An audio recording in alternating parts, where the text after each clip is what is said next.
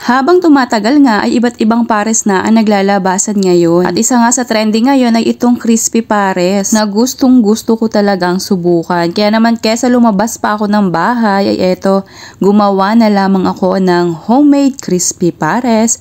Tara, samahan nyo na akong magluto. So, para nga dito sa ating nakakatakam ngayon na crispy pares, ay gumamit po ako dyan ng pork liempo. Una, akin po muna yung ilalaga. Bali, naglagay lamang po ako dyan ng bawang, asin at paminta. Pork belly po sana yung aking gagamitin ngayong araw, pero dahil ganito na pong nakahiwa na, ay ito na lamang pong liempo yung aking naabutan sa palengke. At pagkatapos ko nga pong mapakuluan ay ito hinango ko na at ito po ang ating pinakang sabaw or yung pinagpakuluan po ng ating baboy ay akin po muna yung isa-set aside. Dahil ito po yung ating gagamiting pinakang sabaw dito sa ating nga pong gagawing crispy pares. Tapos dito po sa ating isang kawali ay dito ko naman po ipiprito yung ating pong pinakuluang liempo. So hintayin lamang po natin yung maging malutong magkabilang side nitong ating pork liempo. Akin po itong tatakpan para iwas tilamsik. At after ilang minuto nga po, ayan na, ma-brown na yung pinakang kabilang side. Akin po munang pinatay dito yung kalan. Bago ko po siya baligtadin kasi naman ako nakakatakot talaga matilamsikan ng ganitong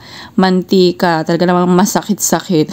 So ayan, atin na lamang din po yung pababrownin at syempre po after ilang minuto, okay na po yan. Malutong na po itong ating pinakang pork liempo. So, akin na po yung hahanguin at after ko nga pong mahango, ay akin po yung gugupit-gupitin sa kasarapang laki. At isunod ko nga pong gawin dito is yung ating pinagpakuluan kanina ay nilagyan ko po ng pork cubes, toyo, tapos itong star anise, tsaka asukal. Bali yung ating pong kompletong sangkap na ginamit ko po ngayong araw ay nasa comment section na lamang po ulit. At yan, naglagay din po ako dito ng sibuyas.